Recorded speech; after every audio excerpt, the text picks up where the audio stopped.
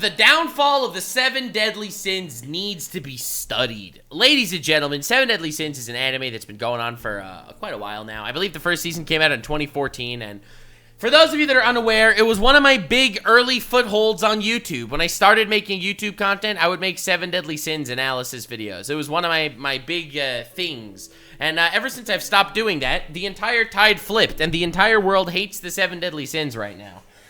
So this guy, Lunar Equinox, dropped his fat video on the downfall of the 7 Deadly Sins, and I'm curious to hear what he has to say, because I have a lot of very intriguing points to make. I haven't really talked about 7 Deadly Sins for, unironically, 5+ years now, and, I have all the opinions. I think 7 Deadly Sins definitely has its flaws, and I think it definitely gets called out for more than it should. At the same time, there's a lot that 7 Deadly Sins actually does do right, and I think it is worth talking about all of these things, and I hope that Lunar Equinox is gonna jump on the topics that I think are worth talking about here, and why I really think 7 Deadly Sins fell off so badly. This is a tale of ancient times, when the world was on the brink of destruction. 7 heroes rose from the ashes to save all the realms. Behold, the 7 Deadly Sins! Yeah, that's them in all of their glory. Yeah, I was waiting for someone to say it.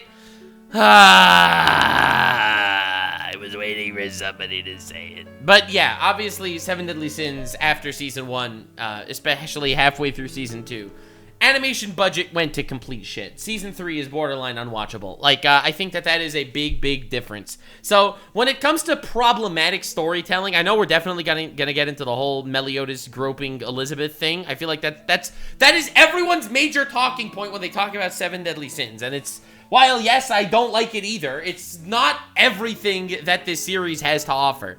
But the fact that it's only once the series fell off in animation quality and people weren't enjoying watching it anymore, only then did the actual fans die off so the haters could rise up. It's a really interesting dynamic, I think, that happened. And I want to talk about that over the course of this video. I'm sure that he's going to tee me up for this one really well.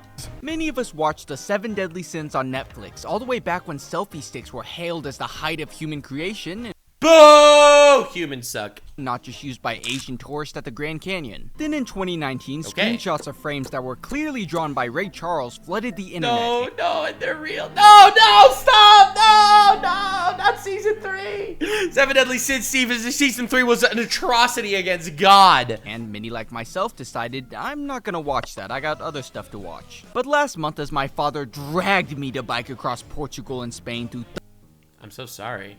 thunderstorms, it got me thinking maybe the anime can't be that bad. Is that really what you were thinking at that moment?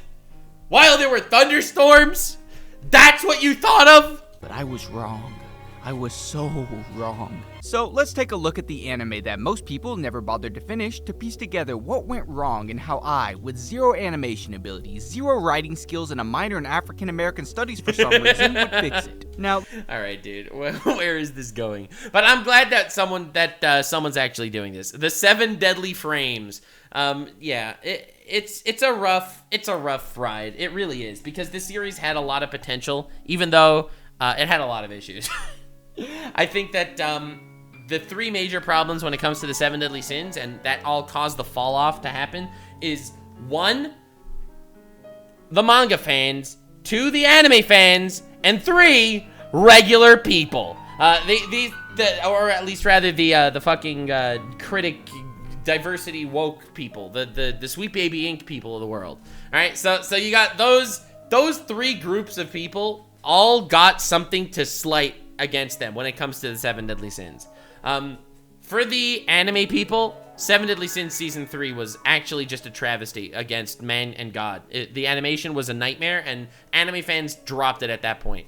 For manga people, after the first major war against the Demon King, where somehow the Demon King returns like he's fucking Palpatine from Star Wars, that is when the majority of the manga fans ended up dropping the manga. Because they made the final arc of 7 Deadly Sins, unironically, 4 times in a row. They made the whole final arc, Epic War, Demon King is defeated, but he's somehow back. And they did the same arc again! 4 times at the end of the manga. Which is why the manga fans died off. And then, once the anime fans and the manga fans collectively died together, and all collectively decided to do a public seppuku, that is when the critics online decided, oh shit, now is our time to talk about how all these weird gropey scenes are actually not in fact kosher, and this show is evil and horrible for reasons like that. It is the actual unholy trinity that brought this shit down. Let me give you a satire synopsis of the anime to catch you up to date, and I will be skipping a lot. 10 years ago, the 7 deadly sins supposedly betrayed the kingdom of Leones by making a pincushion of the Grand Master of the Holy Knights and then vanishing off the map. 10 years passed until the princess of the kingdom of Leones, Elizabeth, stumbles into a tavern saying that the kingdom has been overthrown by the Holy Knights, and that she's looking for the 7 deadly sins to help save the kingdom. Meliodas, the owner of the tavern, says, "Aren't they evil? That's like asking Dan Schneider to help make more Nickelodeon TV shows." Oh my god, what an amazing reference! "The enemy of my enemy is my friend." That's like asking P. Diddy to help a kid's rap No, career. stop doing this! There are too many pedophiles in the industry, please. I'm begging you! Meliodas still decides. Yeah, anyway, so Meliodas actually does decide to help Elizabeth, bro. And turns out Meliodas was Wrath. Yep, you got it right. He was one of the 7 deadly sins. The leader, in fact. To help because he's actually the leader of the 7 deadly sins, so together they go out to try to find the other sins. Deen was slumping Moisty Meyer. She's a giant whose entire purpose in the show is to lose every fight she's ever in. But also to reunite with all the other giants, bro. It's such a wholesome moment. Yeah, no, Diane was not the best character. Not the best character. Meliodas was a really good character, though, unironically. Aside from the whole weird reincarnated gropey stuff, which we'll get into. Bond was where most of them should have been. Prison. No! But he was only in prison because he locked himself in prison because he's a masochist. Because he hates his life. Bond is unironically one of the best written anime characters of all time. I will fight you on this. Like, he is unironically one of the best written anime characters ever. Like, I'm not even joking. I'm not even joking. Many years ago, Bond was searching for the Fountain of Youth, which led him to the fairy forest where he ran into Elaine. They became rather good friends. Yeah. Well, the good news is Elaine is like 4 billion years old and gets murdered, so this won't happen. Oh, thank God. I mean, no, why? Anyone but them. No. Elaine sacrifices herself, giving Bond the Fountain of Youth, making him immortal, with his singular goal to resurrect Elaine. King. Yeah, but actually, an unironic, fantastic written character. Like, the psychological growth that this guy went through is, like, I'm not even kidding, insanely good. Insanely good. Was on Reddit defending random women. His backstory he's a bit of a simp, but he's also not a bad character. Is that he's the fairy king who was supposed to be there to protect the forest but was busy raising his future wife. Finally, Gother. Yeah, everyone has a very weird relationship in this show. Look, I'm not gonna lie to you. There is a reason to criticize this show. There is absolutely a reason to criticize this show. I'm not here biggest 7 deadly sins defender on the planet. It's just when it comes to actually writing a lot of the character arcs, I feel like they did such a good job. And if it wouldn't have had all these other really annoying cringe, the show would have been just so good. Who is just hanging around. He's a doll who lacks emotions and really wants a heart. Get out of here, Tin Man wannabe. Go follow the yellow brick road or something. Damn, destroyed. While collecting the 5 deadly felons, Hendrickson, one of the 2 new Holy Grand Masters responsible. I love Hendrickson. I love the power scaling in this show. He's like this insanely overpowered guy in the first season, then he just becomes an absolute complete pushover pussy loser. For framing the 7 deadly sins, collected the key to reawaken the Demon Clan that was sealed 3,000 years ago. Why? Holy Knights are too soft nowadays. Back in my day, Holy Knights were real men and not built like mechanical dicks with arms. What the hell, man? I loved Roly Poly Guy. Bro, you cannot forget that this show is also a comedy. It is a comedy of a bunch of overpowered guys getting together and cooming all over the universe. Like, you have to recognize what this show actually is, though. Nakoom, thank you for the sub. Oh my god. But Hendrickson also was literally possessed. Literally possessed by a demon. Like, let's not, you know. So, to stop the Demon Clan from being resurrected and save Elizabeth, the 5 deadly felons attack Leones, along with help from King Arthur and Merlin, the 6th sin who is also here now. Yeah! The sin of NTR, baby. NTR. She's here now. She's also a twisted fuck. However, Hendrickson and the Holy Knights are far more powerful Lord Twigo! than they should be. Oh my god, is that Lord Twigo? Because they've been shooting up Oh, dude's the goat. Dude's the goat! demon blood like homeless people in West Virginia. Luckily, they have every druggie's weakness. No, is that the DARE program? No, they made me sign a completely legally binding contract that makes it so I can never do drugs in my life. Also, what's that? He just got defeated by No You. As soon as Season 2 started, they added power level. Alright, whoa. So, just to be fair, Season 1, in my opinion, is not the strongest season of the arc of Seven Deadly Sins. I think the second arc of Seven Deadly Sins is definitely better. The issue is, when you watch this through the anime, you have a lot of complaints throughout, like how every single relationship is just strained and cringe. Like, they are incredibly difficult to get behind literally any relationship of characters in this show. However, when it comes to the characters themselves, each one of the Seven Deadly Sins is in a state of absolute suffering. And they're there for just completely different reasons. Again, you know me. I'm not just gonna sit here and say that it's 100% shit when it's not. It's only about 40% shit at this point. It gets worse. Saying things like, it's reacting to our power level and it's over 9,000. Yeah. The power level gimmick that was included in the beginning of Season 2 was awful. Was so bad. It was just to basically show you how strong the Seven Deadly Sins were and then completely forget about that going forward. Despite reducing Hendrickson to atoms, he's still alive, and the seal to the demon world was partially broken by the other leader of the Holy Knights, Dreyfus, who had a demon controlling him all along. Yes, this sir. allows the 10 Commandments, the 10 strongest members of the demon race, to be revived. To counteract them, we're introduced to my glorious— Yo, the GOAT! The GOAT! Dude, Escanor is unironically amazing. See, here's the thing. You can say what you want about the Seven Deadly Sins, and I agree, by the way. The Seven Deadly Sins downfall was definitely because of the three components. It was that people fucking criticizing the obvious shit that was going on in the show. It was the anime fanbase falling off after Season 2, and it was the manga fanbase falling off after Arc 5. The culmination of these three, I think, is the cataclysmic nucleus of the downfall of the Seven Deadly Sins. But my GOAT over here, Escanor, will never be forgotten! Never! King Mai. Sunshine, my only sunshine. Escanor's the final member of the Seven Deadly Sins, and The sin of nothing, he commits no sins. strongest of all of them when the sun is up. Sorry, I would have more commentary, but I can't speak due to the weight of my erection right now. Otherwise I would have a lot of things to say.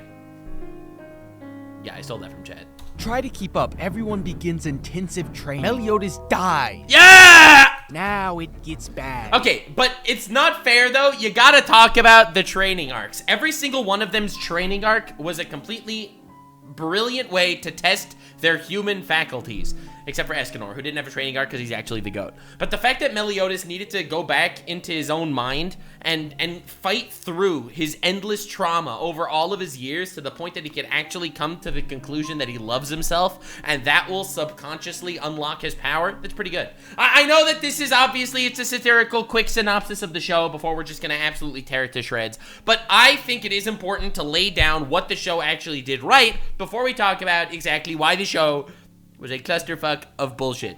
It got me watching from my bed like, they Oh my god, dude, no, the Season 3 animation. even decided to turn the blood white. Never in a million years did I think I'd be looking up uncensored versions of the Seven Deadly Sins after the age of 16. It starts by telling us about Elizabeth's and Meliodas' curses. When the original Holy War was going on 3,000 years ago between the angels, demons, giants, humans, and gnats, Meliodas was the leader of the 10 Commandments, but he fell in love turning into Bob from Open Season. Oh, Meliodas, I think we should bring peace between the races.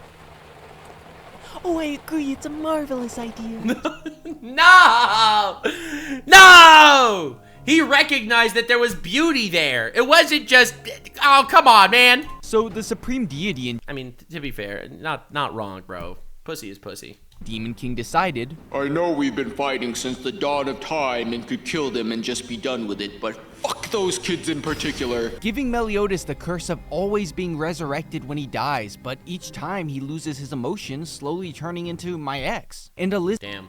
Yeah, no, but the idea that, so that is the curse Meliodas had to go through. Living for eternity, slowly but surely losing the thing that made him rebel against demons. He rebelled against demons because of love. And so he was cursed to constantly exist forever, resurrected again and again and again, with less and less love every single time. It's a pretty fucked up curse. And what this show actually does do right is the psychological development of these characters. And I think that's basically, and also some cool fight scenes. And Escanor and Bond. That is the cutoff. Elizabeth got infinite reincarnation, where she will always be reborn without her memories. Right? So he loses his emotions little by little, and she will constantly lose her memories as it's fucked up. It's mega cursed. Now, the conclusion that Seven Deadly Sins goes through is that, well, that means Meliodas is still in love with her even when she's reborn as a baby with no memories, which is no. Fall in love with Meliodas, regain her memories of her And past die! life, then die within 3 days in front of him. It's such a crazy curse. Whenever she actually gets her memories back, she has 3 days until she dies. Dude, think about how awful this is, right? So you have a curse for Elizabeth and for Meliodas. Meliodas will eternally live. And however many times he dies, he just gets right back up with slightly less emotion. And then you got Elizabeth, who will constantly reincarnate as someone that doesn't remember him at all, but is fated to meet him, fated to fall in love with him, only to remember who she used to be and die. That is so fucked up. And you can see why it turns Meliodas into the psychopath that it does. I think that's really good writing. Now, when it comes to really good writing, it ends with how Meliodas actually treats her. Don't get me wrong. This is why Meliodas' goal of the anime is to break the curses. Back in real time, Elizabeth gets her memories back, meaning she has less than 3 days before she gets sent back to the character creation. Panicking because he's tired of changing her diapers, saying, You're gonna be such a heartbreaker when you grow up. he decides to That was so cursed. No, why would you say that? Oh my god, dude. absorb all the commandments to become the new Demon King, then break the curse. Now Zeldris, the new leader, is not okay with this. This is Also his bro. his birthright. Nepo baby Zeldris. Until he's offered a big titty vampire mommy. I believe Zeldris responded with, "Awooga!" It was as easy as that. Listen, Zeldris was such a shit character, though. Oh, God, the villains in this show are awful. Literally awful. Not a single one of the villains, aside from Estarossa, who's not really a villain. Estarossa is one of the goats, also, and worth mentioning. But aside from him, oh, my God, dude. Normally, Meliodas wouldn't do something so rash, but since he lost his emotions last time he died, he still had that post-death clarity. So, Bond goes to Purgatory to get his emotions back. The Bond going to Purgatory arc is also such a good arc. Now, I don't think anyone actually watched this, because this was after the anime, shat itself and literally commit public suicide by cutting the animation budget into quarters. Since he's the only one who can survive there. Because 1 minute in Purgatory is 1 year in the real world. It has poisonous air that eats at the It's just the other way around. One minute in the real world is a year in Purgatory. All right. flesh and souls of all mortals. In other words, California. But all the pain Bond felt, the years he suffered, was nothing compared to the pain I went through after Elizabeth got that Great Clips haircut. On the bright side, Arthur dies. King gets his final. The Arthur death was also mega cringe. But the ban arc, so he didn't properly describe exactly how awful this is. But all the pain Bond felt, the years. So in this, this is his training arc. I told you every single one of these Seven Deadly Sins needs to go through some sort of training arc, because like if the way they are in the beginning, there's no way they would actually go up against these demons and actually win. So this Purgatory, it's literally hell. Literally hell. So the moment he walks in there, it fries him and flays his skin and flesh and literally murders him. But Bond's immortal and will continue to regenerate. And he'll continue to regenerate again and again and again and again and again for infinitely until he does get strong enough to withstand the environment of literal hell. And he does this for thousands of years of hell time to save his bro. Bond is the ultimate bro, and he deserves the love and respect for that. Years he suffered was nothing compared to the pain. And to be fair, also, this is just like another thing that I think is definitely worth mentioning. California. But all the So here is an hyperbolic time chamber of hell. on his whole ass training arc Pain over here. Bond felt the year. This guy had one power, aside from the immortality, before he went down to hell. It was the ability steal. Because constantly, everything that he would do in his life, it was purely for him. It was self-centered. To even him saving his waifu, self-centeredness. He would constantly be stealing and stealing and stealing. And because of that, he would never be able to close the hole in his heart. And after he leaves here, he develops gift, which is an ability to actually give things to people instead of just taking. And that is basically his entire character arc in a nutshell, that he goes from steal to gift, and he uses his friendship and his trials and tribulations to get to that point. And it's a beautiful story, honestly, in that regard. Again, you know me. I like to look at the good for what's good, and I look at the bad for what's bad. And in this steaming pile of shit that is a lot of what Seven Deadly Sins is, there is a beautiful story here for someone like Bond. Years he suffered was nothing compared to the pain I went through after Elizabeth got that great Clips haircut. On the bright side, Arthur dies. King gets his final form. Yeah, a final form, the fourth. Bro became Elvis for some reason. Again! Bond returns from Purgatory and revives Elaine by giving up his immortality. As long as I can fulfill the promise I made to you. To steal you away someday, no matter what. What Bond didn't know is that the only thing that would be stolen away from him was Is this a Velma fucking car? his freedom. Oh! Listen, she's a billion years old. I'm not making the defense. This is ironic, by the way. God! Realistically, think of how romantic this could have been if she hit puberty 15 years ago. Yeah, that'd the be crazy. Demon King takes over Meliodas' body, they team combo the Demon King and win. But See, but this is where the manga should have ended.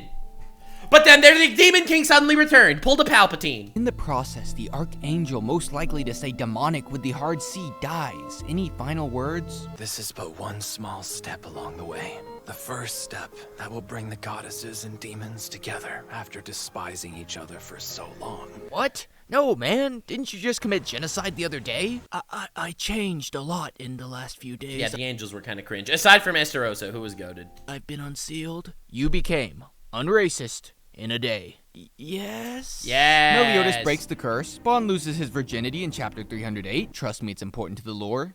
Why? Everyone celebrated, and then there was rock. Yeah, well, that's the 3-day time limit. And that is where it should have ended, too. What's 17 more years? I can No. always start again. No. Guys, guess No, Meliodas, no. who's not dead? The Demon King who actually took over Zeldris' body. Cringe! This is when the manga should have ended, and this is when the manga viewers fell off. Now, this is what I've been trying to tell you. If it wasn't the amalgamation of these 3 calamities that happened to this series, I think it could have survived. The fact that the anime died after season 2, the manga died after arc 5, and then the internet collectively started just realizing that there was no fans left and just decided to start shitting on the parts of this show that actually were awful. Like every relationship. So, did nobody bother to check on him after the final battle? Team combo, No. they got him that time. Wait, no, actually, the Demon King just takes over the Earth. Surprise, Demon King's back for the 3rd time. And with one more team combo, the Demon King was finally defeated. But Escanor, although knowing the outcome, used up all of his life force in the final battle and my God. passes away. The only character that stays dead. Literally every other character in the show has died. But they all come back. The only one that dies and stays dead is Escanor. I mean, listen, he can't actually cover everything over the course of this video. Like this video, the 7 Deadly Sins is a long ass series, and you're not gonna be able to do that. But Escanor had so many fantastic parts. What a actually goated character, like unironically. Then Merlin teleports them away, revives Arthur because he's the King of Chaos, which is the primordial force that created the Demon King's supreme deity. Hawk's mother was actually where Chaos was sealed, and now Arthur can create anything. And this cat is the descendant of Chaos and evil. This is some Kaguya-level balderdash. Yeah, this is bullshit. This, again, I told you, they killed the Demon King 3 separate times over the course of 3 arcs, and it just, for some reason, doesn't stop.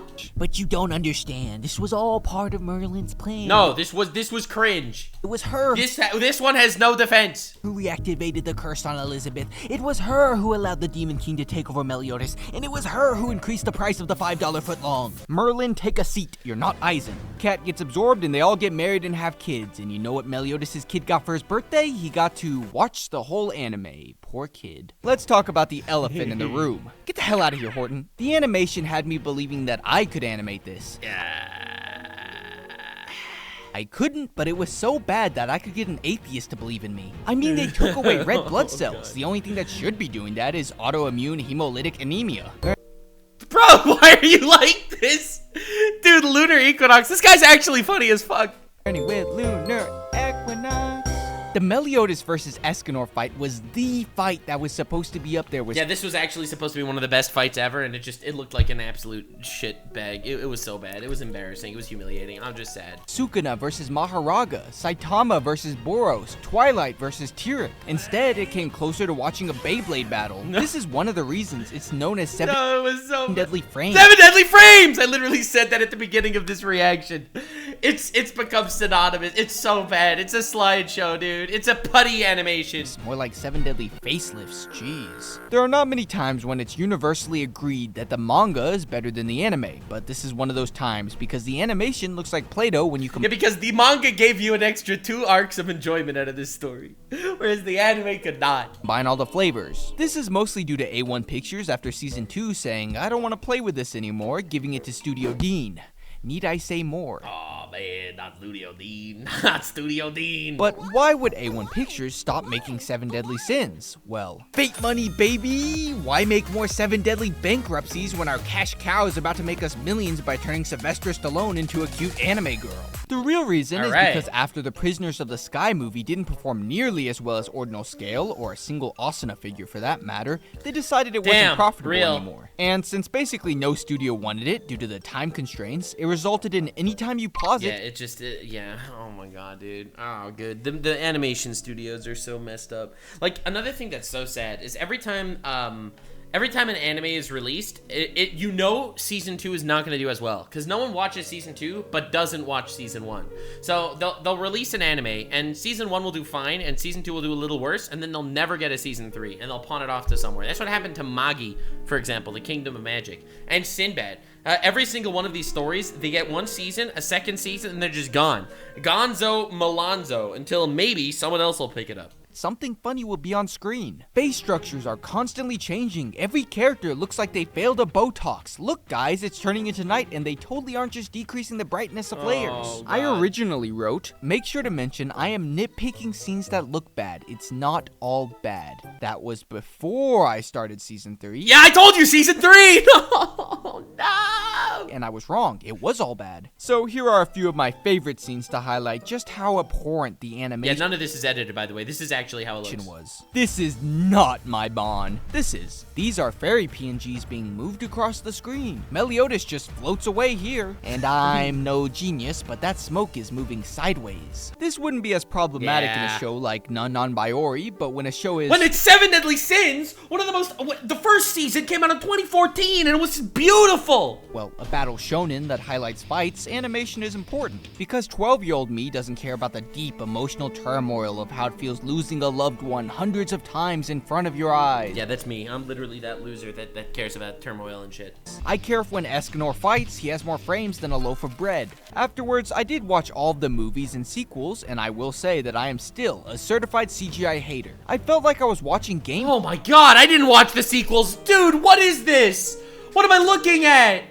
They did not do this to my boy! Play from the 7 Deadly Sins 3DS game. Actually, that might be too insulting to the 3DS game. To be fair though, the fights were better and the 4 Horsemen had some great animation. But maybe this was just their master plan. By making the anime unwatchable, it creates a hole in your heart like when you only eat half a cheeseburger, forcing you to read the manga, increasing the manga sales. No,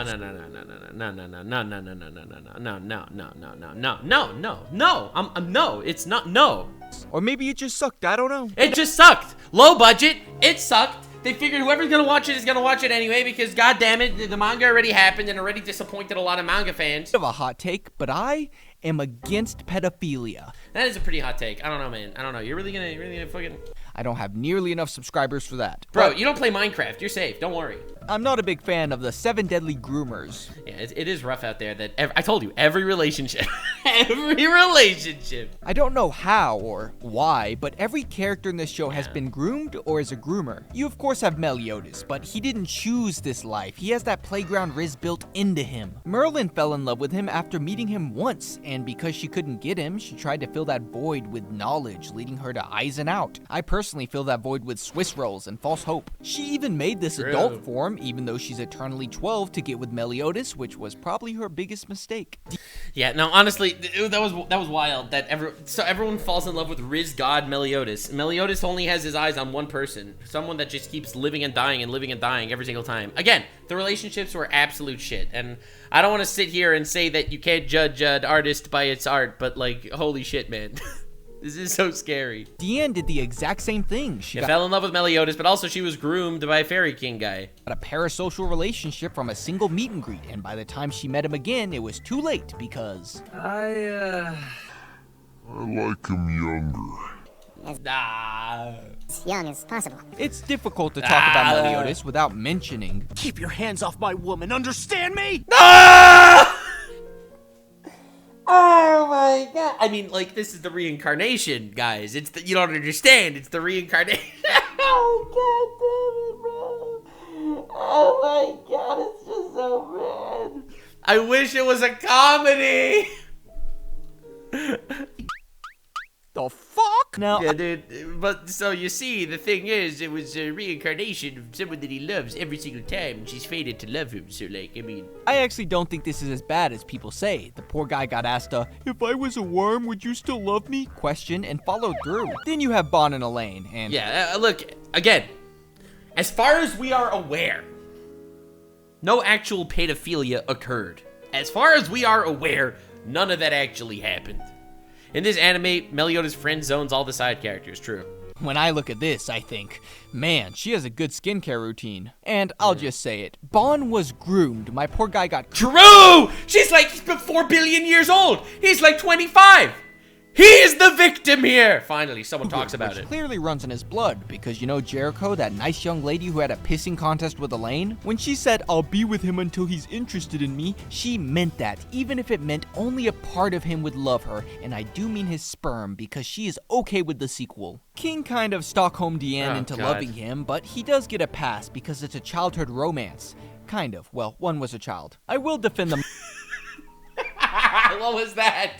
Well, it was a childhood romance, kind of, because, you know, one of them was actually a child, so, like, I mean, you know, like, it's 50% a childhood romance, you know what I'm saying? Does get a pass because it's a childhood But also, like, he didn't mean to groom her. Like, that's what they really tried very hard with this one. It's like, they didn't mean for him to groom her. He was just, like, taking care of her because she was sick. He didn't mean it. Yeah. Romance. It's just, like, if it would have been one of these couples, I would have been like, all right, whatever. It would have been two of these couples, I'd have been like, all right, that's weird. But it's every single relationship in all of the story. That's what makes it wild. Kind of. Well, one was a child. I will defend the mangaka a bit, because maybe he just likes drawing characters younger, since it's intended for a younger audience, and it's not just the girls drawn this way. Meliodas is built like a 12-year-old bodybuilder that claims to be natural. However, this was an anime that I feared somebody walking... No! Yeah, Seven Deadly Sins is one of those shows you don't want anyone to walk in while you're watching that anime, because for all you know, they are going to be doing something random, and then he is just going to grab her boobs without consent, which is, you know, a lot of people think that's not cool. In on me watching because of the fan service. I once saw my dad watching this on Netflix and quickly skipped to the Escanor fights, then quickly turned it on to Konosuba, which I regret slightly less. Dude, listen, Konosuba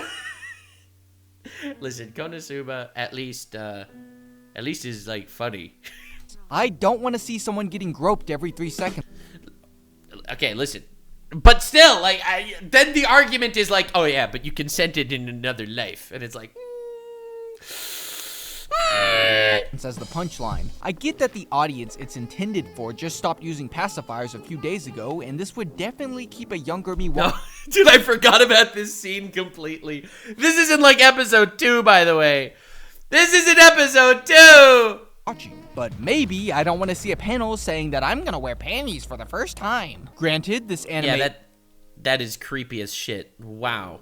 Is inspired by Dragon Ball, and Goku did a bit of funny business back in the day, but the difference is Goku was an innocent child, not the equivalent of a creepy guy hanging out in Hooters. 3,000-year-old dude. Well, you consented in a last life, motherfucker.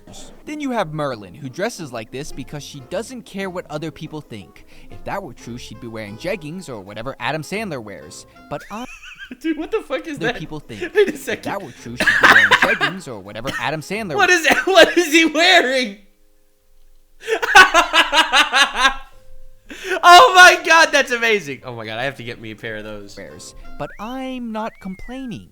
Anyone you think is dead isn't. The amount of people that die... And the only person is Escanor. Escanor is the only character that stays dead. That freaking every single one of the 7 deadly sins has died one point or another and comes back. All the commandments, they die, they come back. Bro, you even have the angels that died that come back.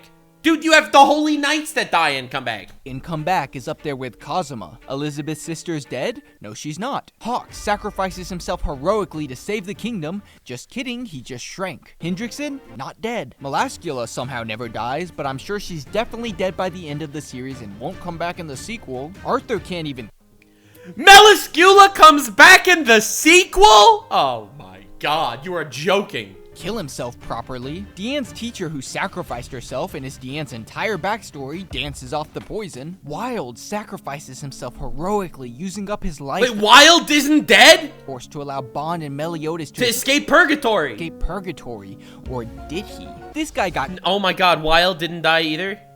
Killed, but actually he comes back as a dog. Helbram dies 4 separate times. Yeah, Helbram dies a lot.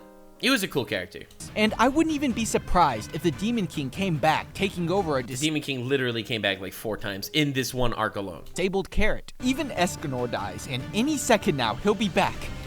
Except he literally is the only guy that stays dead. The only guy that stayed dead was the goat. Why? I beg. Not you. Get out of here. Giving a character a fake death can be an amazing plot element that not when every single character has a fake death. Really subverts expectations if done correctly, or you could be Boruto. But if you spam revive people... Damn! And see, Boruto's not real. It's a ploy created by the Shadow Government to convince you that it exists. Boruto is not real. I want it to be clear and want everyone to know the fact that Boruto is all taking place in Madara's final massive genjutsu. It's literally an illusion that Naruto is having. It's not real. If you have unlimited revive seeds, then there'll be no meaning behind the real deaths. This is so common because the story includes a lot of redemption arcs, which is respectable because it's teaching that maybe all people need to fix their lives is a second chance. But I don't like redemption stories about serial killers. I wasn't thinking, oh man, I wish O.J. Simpson turned his life around. I was thinking, man, I wish the glove fit so they didn't have to quit, but if it rhymes, he didn't commit the crime. As the story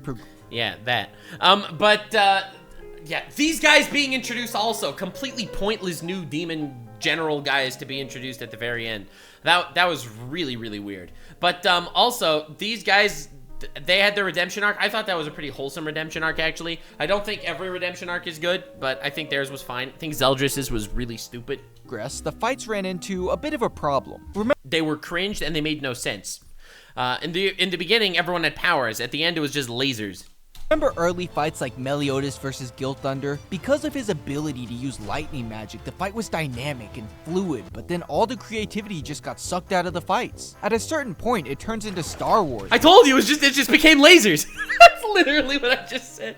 Yeah. 2 sides shooting lasers at each other. In the big final battle with the Demon King, Meliodas was just shooting the black balls that took down Mr. Incredible. This happens mostly because at a certain point, power balancing gets thrown out the window. The moment you start introducing abilities like the power of death, or snow that insta-kills anyone who I remember that power. touches it, or Merlin's up, down, left, right, BA start, or King's petrification ability, or Meliodas' new form that never gets used, or Chandler's absolute order where if you don't follow his orders you die, then the whole story boils down to... You idiots! If you've always been able to use that convenient technique, why didn't you do so before? Speaking of this... Yes, it's a self-call-out, Green Sunflower, I do not fuck with Chandler Bing. The original demon felt like such an ass-pull that was needed to... Such an ass-pull. Such an ass-pull. It was because all of the 7 deadly sins already beat the freaking commandments. And once they were already beaten, they were outnumbered. And they were like, original demon! Balance out the scales. But at least it wasn't as bad as Chaos. This is like if Goku beat Zeno and then an even stronger god showed up. Because of this entire, again, the final part of the manga, absolute dumpster fire. This power cliff between each arc, all characters after their debut are instantly sidelined to the point they simply exist.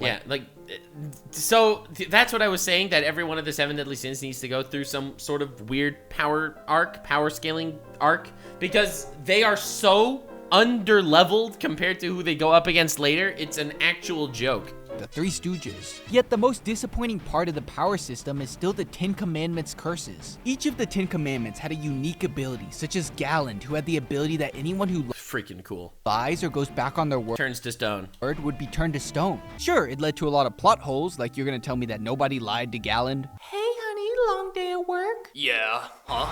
What is this? Have you been cheating on me? Well, of course not, sweetie. Don't be silly. Those are yours. Oh, right. You ready for the demon dance tonight? Yeah, I'll be ready in 5 minutes. No, 5 minutes is never 5 minutes.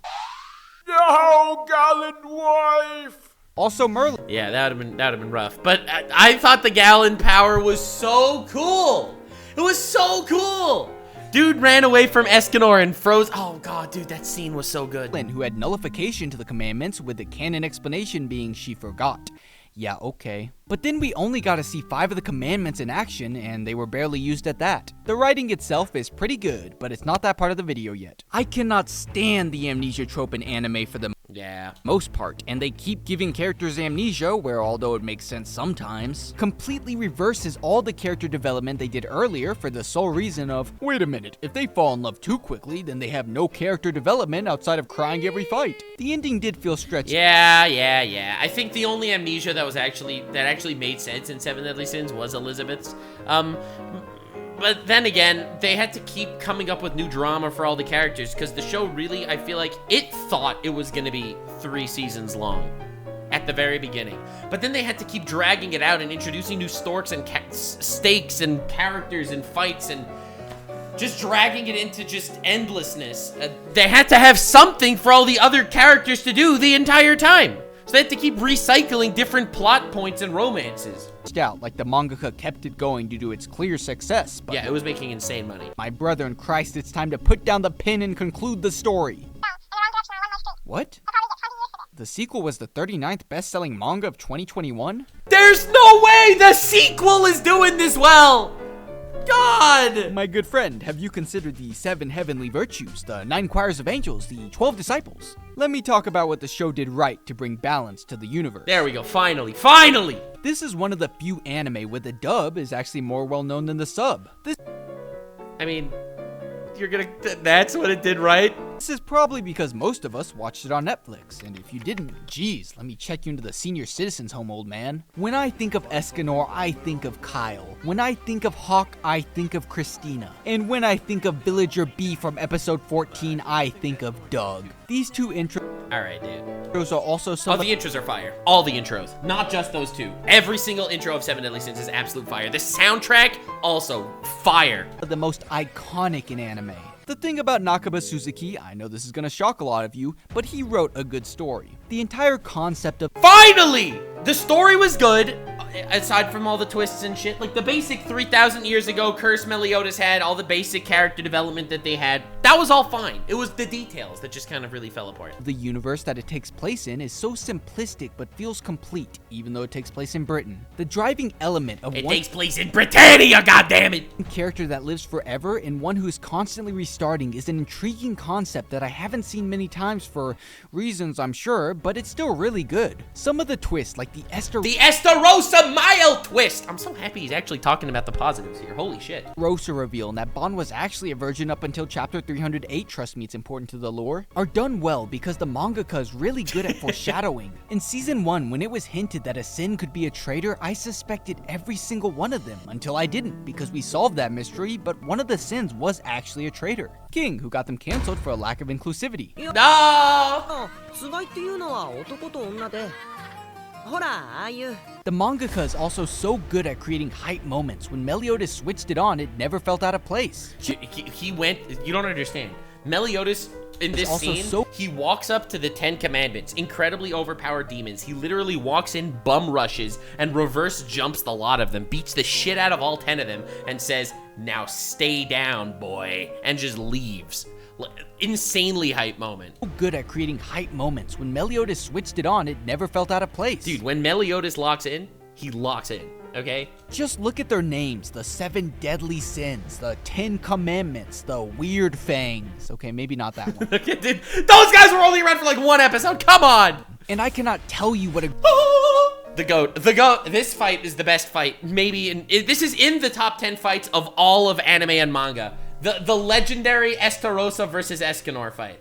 Done better in the manga than in the anime, obviously. Grip this man had on the anime community in 2018. That was my fault. I literally started my Flex series because of him. That was all my fault. Every time he spoke, boys became men. It's true. You don't understand. He said the words. He said, "Oh, did you drop a coin?" He said, "Oh, it's only my own attack that can hit me." When he said, "Kings are plentiful as grains of sand, I alone stand above." When he said his shit, I grew hair on my balls. Apologize to me that you were born into my world. Dude, that's the most gangster line in the universe. These quotes had Shakespeare quaking. Oh, yeah! I am the one who stands at the pinnacle of all races. Of all races. Ah! It's a little racist now that I think about it, but who cares? Such a cold line that I'm not allowed to say. No. No, but dude, that your darkness would swallow my son. What an insane character. Also had, aside from the goated lines, he actually was just such a well-written dude. His mindset was so strong, too. Characters, for the most part, are all really likable and well-written, from Bond to Villager B. My favorite, when I was a young one, was Hawk, and you know what? Boo! Hawk was shit. The 8th sin of Leftovers is still pretty funny. Oh, get out of here. Meliodas kind of sucks, since guys like him... I like Meliodas. Aside from one little trait of his that involves groping people against their will, aside from that, Meliodas is a cool character. He really is a cool character. Are the reason why you have to cover up your shoulders in schools. Elizabeth was the proprietor of the Taku no Jutsu and sure did pocket sage the entire anime. Yeah, I really didn't love Elizabeth. And even sounds like a Valorant e-girl. Sir Meliodas, do you need a heal? The original user of Infinity. No. And I cannot tell you what a chokehold Merlin had on me as a teenager. But discovering this is her true form was my 13th reason why I felt like I got groomed. Bond was that guy. God damn. No! He stole Bond is still the guy. He's still the guy. everything. That dude's clothes, the Fairy King title, his sister's virginity in chapter... Stop doing that! Chapter 308, trust me, it's important to the lore. But you can't talk about the characters without mentioning my glorious King Escanor. If I had to show any anime clip to get a 13-year-old kid to watch anime, I would show him Rent a Girlfriend. No! That was the worst debate I've ever had. But if they had loving parents, I would show them Dude, you don't understand. Look at this guy. Dude. That your darkness would swallow my son. Who decided that? That only my attacks can... That only fucking your attacks can hurt me. Who decided that? Escanor versus Estarossa, yet I will never forgive them for NTRing my goat. I don't care about the rest of them, especially the guy whose entire ability is to give trauma to people. You're not my father, relax. Yeah, Almost get all out of characters here. follow Miles cool, but yeah. a theme that bad guys aren't all bad and that good guys aren't all good. My favorite of this instance was Fraudrin, who grew to love the kid of the body he hijacked, which was so unexpected but really showed that was a mega twist. the depths of even the villains. Too bad everything good in this story was ruined by giving Elizabeth this 5 and below haircut. In conclusion, if you flip through the manga fast enough, it has better animation. You need to shut True. up. 0 out of 10. I wished I was the one who got amnesia. Hello, Outro Lunar here. You're probably not wondering where all my... That was a really good video. You did a good job on this one, Mr. Lunar Equinox. Definitely check him out. This was a really good video. All in all, I do think some of these characters definitely had really good arcs. I do think that it is worth talking about the fact that they had good arcs. Like, I think Meliodas, Escanor, Estarossa, and Bond all actually had really good arcs. And I do think it is worth praising that. I think it's worth praising the show for actually adding some nuance into these characters and caring about their psyche a lot more than just, I will get stronger to defeat my opponents. Again, something that is worth talking about. But I do think because of the big three reasons that I have mentioned. The three major points. The fact that the anime fell off after season 2, the manga fell off after arc 5, and the fact that there are just so many things to nitpick about the show if you want to. That is why 7 Deadly Sins will forever lie in obscurity. But anyway, this is a really good video. If you made it to the end, click one of these 2 videos, which also will definitely get me canceled. See you live on Kick. Stay weird, fam.